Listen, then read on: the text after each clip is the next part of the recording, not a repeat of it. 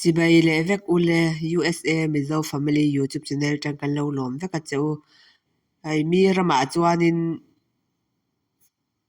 John nenin tuite khampe a chu mai ni lovin ai tlangram kong thalo vela te khanin thil thiar chuak tur khanin an lo mangta ni chu ai mizo pa John siam kha ta khami kha kan soi ma khanin hemi hi kan han soi ma sapatanga mizo pa bon em kha thiatiang siam thei kan lo nei kha alom hi ka tele tuka hei heti ang ne na tui pek na te hei te khin nan tlangram tam tak chu Mizoram po ni se Manipur po ni se Chin State po ni se kan boy na ber chu tui lo kha ne ta khami wang khan a fur thala hlok zo ka thai ting tur chuanin tui kha thatangai ta chuan a thiar na te khan an lo boy ta khatianga khan hei te khinan I thil tha ang chi te kan lo ti don ani chuanin hei enge lei tha pek ang chi te khatia ang a bo khanin drone ne na khatia mi ram chuan khati khan an ti ta khami kha a tha hi ka til tuka a chan chu in tau del mishing state pakhat ve emo nam pakhat ve kan ni chuanin kan in tau del hi ngai em a e te khinnan rante kan lo vula ni chuanin khatiang hmun sang lama po min raman nei ta rante khatiang farm ang chi te an vul du ta tui om lo ta wang khanin le konga that tok lo wang khanin kha an boi na kha ne ta hetiang tui hetiang hei tu na mi hi Myanmar le China ram dep in kar ta Myanmar lampang ani ta San State ani ta mo hemi anei tu pa ina an komna chuanin mishing hlofa hetia phur tura motor po ni se khatianga kan ti ai khanin drone kan ti hianin enge kan hlok de uzo ka ti a chan chu phurna tur kong kha tlangram kha ni ve mo San State ani chu khami kha ni wang khanin hei enge drone khanin kan ti tira a hlok zo ka tia mo khatia ang tha kan lo nei the ni chuan te khinan department ang chi a te po khanin poisa ne na hlo ang hei ho hlo tur ang chi te po khan han kol tir ta se emo a state pakhat ve chuan tuak kan ngai chu ka tingam cha lo na na khatia ang deuh kha ni mai mo hei tu na hianin ama kha ama chanelami ni ta karon eng lo le hei mun dang dang mi robata enge YouTube channel ra ka lo hmu kha ni ta ma hei kha kam mu zo le to lo YouTube a khanin a endu tan po khan mizo drone siam ti khanin lo zong ve bei ulangin mo ai enge ke chon hei hi thu pui hla puya ngai chi ni in ka sia hetiang hei so ti tu so thona te ang chi kha alem te kha so ti za so an ti thei to ni chuanin sumte om phai se chuanin an ni po hian an ti thei ka ringa mo kha hei mizo te chu pathian khoi na zara kan tha mi harsa ti ang chi te khitiang champui tur ang ma khanin kan hei samdang ma kan champui thei ni chuanin kan mi te I choi kang pha ni bok kan keimani namta na thil tha kan in tau del theina tur thil tha ni boka sarkar na ti theilo pon khatia ang hei khotlang ang chi te ami pui ang zong chi te po hian han tang rual ta ila Israel te po hi hetiang hian an ti ta ama hi ka shen zong chu ni chuang mi alo ania ama kher ka ti na po ni chuang lawa hetiang thiam na nei kan namina kan chhor tang kai thei tur ang chi mo mason na lampanga hetia ang min pui thei tur ang chi te hi hei Israel ho ti dan hi tha ka til tuka hei ka YouTube pa khanin playlist a khan omanga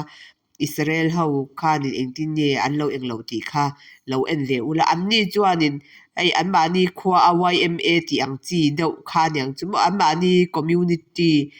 an YMA ang chi khanin khati khanin lo ti ta poisan tho kho ma khati khanin hetia ang project nei ang chi ho mo te kha thai chin na ang chi te pawh ni se tikhan an in puk chhawng tir den a tikhan an in khai chuak ani chu maw kha tha ka til tuka mizo te pawh hian kan ti thei ve dawn lutuk ni in ka hria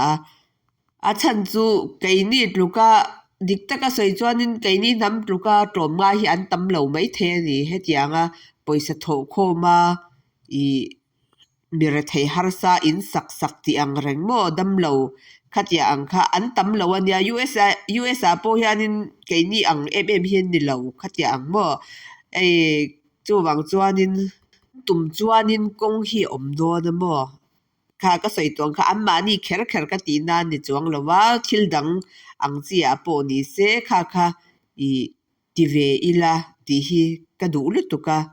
nakina atop lama ama an interview na ama mi te karon da don ta mo sport po tha mi sport tha zai thiam po tha a thalituk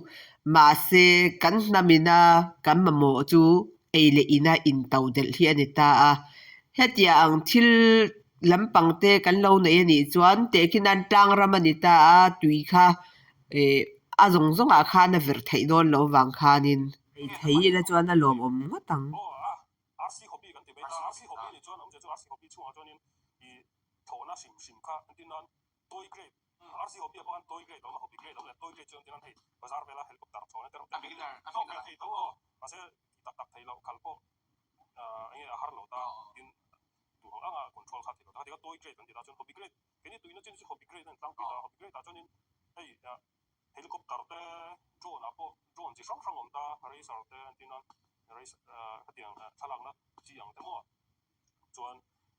drone kan timia tung lai chuan drone enge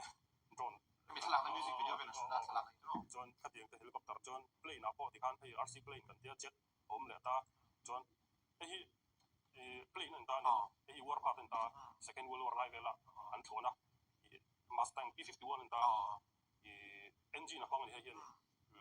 engine han tin al tu ha thil ling kha in an mei ta kha low engine kan ti mei ta tin nitro engine ten tia chuan in methanol kha a fuel a mang ve tu ta hei petrol mang chin gas engine kan tia chuan in hei chu spark plug ani ve thung ta petrol a mang chuan kan chu ama mi ka chuan thil ling a tangin ran hei chu a spark hei hata ignition te kha ve vek ta hei in chon tia ta remote control om nge remote control ni mei ta RC ni kha chuan radio control kha ni mei ta ke ni a chuan om je chu I heta hianin eng ma hi om je chu hei ready made ang deuh tho junior ma sengin ready made a leitur hei tia khal bei thei kum lo ta antina pa the tiang zong mal tiang engine te tiang a chung kol zong hi cha chop veka khatia ti gai khan cha chop pa chuan chop khom ta ren khom ta kan remote control len ti khan radio ka di receiver le transmitter po kha du than tu rom vek ta ban thui de le ban thui lo de te kan sa hei bal sau ta ni hei poi bal sau tu thinga tanga siau ne thing jang chi laser kat vek an ta chu hemi a covering hi om ve ta han cover le ta chu thermocol ang chi EPP EPO ti te pom ta ready made ta chuan tin het ka tiang ka po kha ei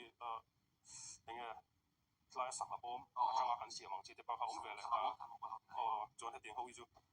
bal sau dan tia thermocol a po khan EPO te EPP an tia te ma pol ti thadeu te ase mizoram kan siam a ke ni na kan siam na ke mani na kan siam chop tam jong hi chu sak a pom hemi thermocol kan ti hemi atang hian tlang pui da helai kan tu chin anga chuan ani le nia kan suin sa a plane ai hian sang hi om ve plane kan mani se bi ga hian chi sang om a a tho dan ti me correct tar ha om je chu tu na mi hi chu hei war ba tan ta in do thonan me ta a tho wa nga tian tun ma jong dog fight ta ha ti han leo ko lang ta chal tu ta chu ani ta chuan tu nang lai chuan hei jet om le ta jet hei hi kan pil lai nia hei pil lai hei siam chop jet turan ta ta lai hian hei electric ducted fan an tia hei jet engine jet ang long deuh hanin hei quality om beta a fira khan ma se battery pang ani ve tung ta alian tham tak ka jong turbine engine ni ma se thil tawul tu ni ma se zora ma chang turbine engine ang ha chu kan la nei ve che lo hemi jet EDF electric ducted fan kan tia a chunga yan hata om dei ta hata propeller om do in chu chu pian phung phung poi hei jet ani sim ta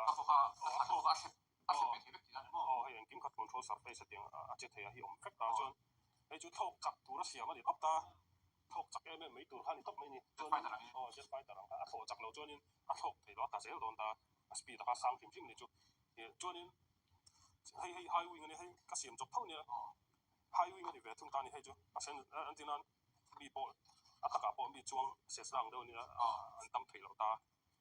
chu a chung la ba in high wing chu a thau ta ting ho low wing an ta high wing ho chu a thok du deuh ta ni anh nghe a glide du deuh lak ta hin a stable zok ta dia vir vak vak ang te kha a che har am uang lo ni chu in begin ar tan po